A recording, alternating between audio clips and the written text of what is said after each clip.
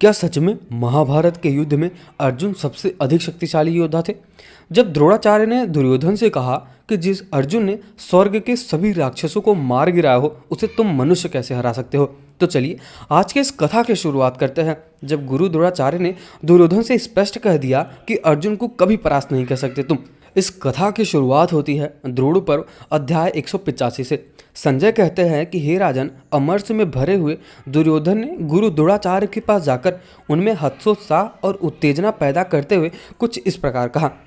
अब यहाँ पर दुर्योधन बोलते हैं कि हे आचार्य, युद्ध में विशेषतः वे शत्रु जो लक्ष्य भेदने में कभी भी चूकते ना हो, यदि थककर विश्राम ले रहे हों और मन में ग्लानि भरी होने से युद्ध विषयक उत्साह खो बैठे हों, उनके प्रति कभी भी क्षमा नहीं दिखानी चाहिए। इस समय जो हमने क्षमा की है, सोते समय शत्रुओं पर प्रहार नहीं किया है, वो केवल आपका प्रिय करने की इच्छा से ही हुआ है। इसका फल यही होगा कि पांडव सैनिक पूर्णतः विश्राम करके पुनः अत्यंत प्रबल हो गए हैं। हम लोग तेज और बल से सर्वदा हीन हो गए हैं और वे पांडव आपसे सुरक्षित होने के कारण बारंबार बढ़ते जा रहे हैं। ब्रह्मास्त्र आदि जितने भी दिव्यास्त्र हैं, वे सब के सब विशेष रूप से आपसे ही प्रतिष्ठित है।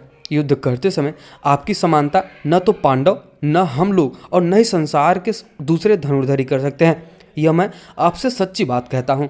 हे द्विज श्रेष्ठ, आप संपूर्ण अस्त्रों के ज्ञाता हैं, अतः चाहे तो अपने दिव्यास्त्रों द्वारा देवता, असुर और गंधर्वों सहित इन संपूर्ण लोगों का विनाश कर सकते हैं। इनमें कोई भी संशय नहीं है। फिर भी आप इन पांडवों को क्षमा करते जाते हैं। यद्यपि वे आपसे विशेष भयभीत रहते हैं, तो भी वे आपके ही शिष्य हैं। इस बात को सामने रखकर या मेरे दुर्भाग्य का विचार करके आप उनकी उपेक्षा करते रहते हैं। अब यहाँ पर संजय बोलते हैं कि हे राजन, इस प्रकार जब आपके पुत्र ने गुरु द्रोणाचार्य को उत्साहित करके उनका क्रोध बढ़ाया, तब वे कुपित होकर दुर्योधन से कुछ इस प्रकार बोलते हैं। दुर्योधन, यद्यपि मैं बूढ़ा हो गया हूँ, तथापि युद्धस्थल में अपनी पूरी शक्ति लगाकर तुम्हारी विजय के लिए चेष्टा करता हूँ, परंतु जान पड़ता है अब तुम्हारी जीत की इच्छा से मुझे नीच कार्य भी करना पड़ेगा।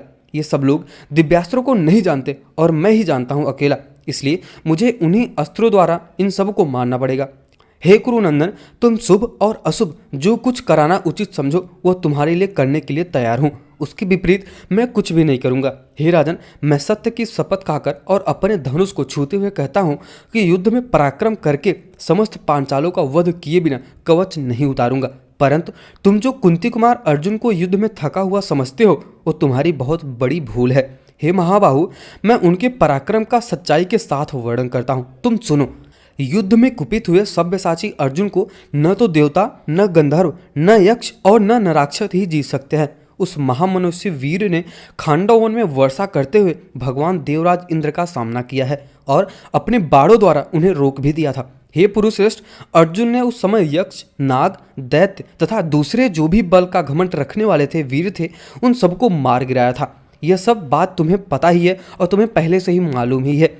घोष यात्रा के समय जब चित्रसेन आदि गंधर्व तुम्हें हरा कर लिए गए थे, उस समय दृढ़ता के साथ धनुष धारण करने वाले अर्जुन ने उन सबको परास्त किया था और तुम्हें वहां पे बंधन से छुड़ा था।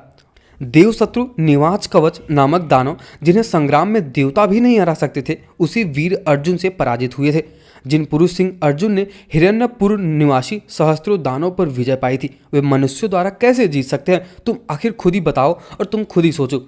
हे प्रजानंद, हमारे बहुत चेष्टा करने पर भी पांडुपुत्र अर्जुन ने जिस प्रकार तुम्हारी इस सेना का संहार कर डाला है, यह तो तुम्हारी आंखों के सामने ही है। संजय यहाँ पे कहते हैं कि हे राजन, इस प्रकार अर्जुन की प्रशंसा करते हुए गुरु द्रोणाचार्य ने उस समय आपके पुत्र ने कुपित होकर पुनः इस प्रकार कहा, आज मैं दुशासन, कर्ण और मेरे मामा शकुनी कौरव सेना को दो भागों में बांटकर युद्ध में अर्जुन को मार डालेंगे। हे महाबाहु, आप चुपचाप खड़े रहिए। दुर्योधन की यह बात सुनकर गुरु द्रोणाचार्य ने हंसते हुए उनसे एक बात का अनुमोदन किया और तुम्हारा कल्याण हो ऐसा कहकर वे राजा दुर्योधन से पुनः इस प्रकार बोलते हैं कि हे नरेश्वर, अपने तेज से प्रज्वलित होने वाले छत्री शिरोमणि गांडीवधारी अविनाशी अर्जुन को कौन छत्री मार सकता है?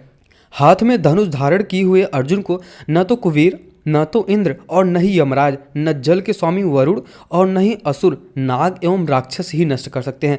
इनमें से कोई नहीं है जो अर्जुन को मार सकता है। हे भरत नंदन, तुम जो कुछ कह रहे हो ऐसी बातें मूर्ख मनुष्य ही करता है। भला युद्ध में अर्जुन का सामना करके कौन कुशल पूर्वक घर को लौट सकता है? तुम निष्ठुर और पापपूर्ण विचार रखने वाले हो, अतः तुम्हारे मन में सब प्रकार का संदेह बना रहता है। इसलिए तुम्हारे हित में ही तत्पर रहने वाले श्रेष्ठ पुरुषों को भी तुम ऐसी ऐसी बातें सुनाने की इच्छा रखते हो। गुरु द्रोणाचार्य कहते हैं कि तुम भी चले जाओ, अपने हित के लिए कुंती कुमार अर्जुन को शीघ्र ही मार डालो। तुम भी तो कुलीन क्षत्रिय हो और मैं आशा करता हूँ तुम में भी युद्ध करने की शक्ति तो होगी ही। फिर भी इन संपूर्ण निरपराध क्षत्रियों को क्यों बर्थ कटवाओगे? तुम इस वैर की जड़ हो, अतः स्वयं ही जाकर अर्जुन का सामना करो। गुरु द्रोणाचार्य बोलते हैं कि हे गांधारी नंदन, ये कपट युद्ध के खिलाड़ी तुम्हारे मामा शकुनी भी बड़े बुद्धिमान और क्षत्रिय धर्म में तत्पर रहने वाले हैं। ये ही युद्ध में अर्जुन पर चढ़ाई करें। ये पासे फेंकने में तो बहुत ज़्यादा कुटिल है और बहुत ज़्यादा कुशल हैं। कुटिलता, सठक और धूर्तता तो इनमें कूट कूट कर भरी है। ये जुए के खिलाड़ी तो हैं ही, छल विद्या के भी अच्छे जानकार हैं। युद्ध में पांडवों को अवश्य ही जीत लेंगे। हे दुर्योधन, तुमने एकांत स्थान के समान भरी सभा में धृतराष्ट्र के सुनते हुए कर्ण के साथ अत्यंत प्रसन्न होकर मुँहवश बारंबार बहुत जोर जोर से यह बात कही थी कि तात, मैं कर्ण और भाई दुशासन सहित ये तीन ही समरभूमि में एक साथ होकर पांडवों का वध कर डालेंगे। प्रत्येक सभा में ऐसे ही सेखी भगाड़ते हुए तुम्हारी बात मैंने सुनी है।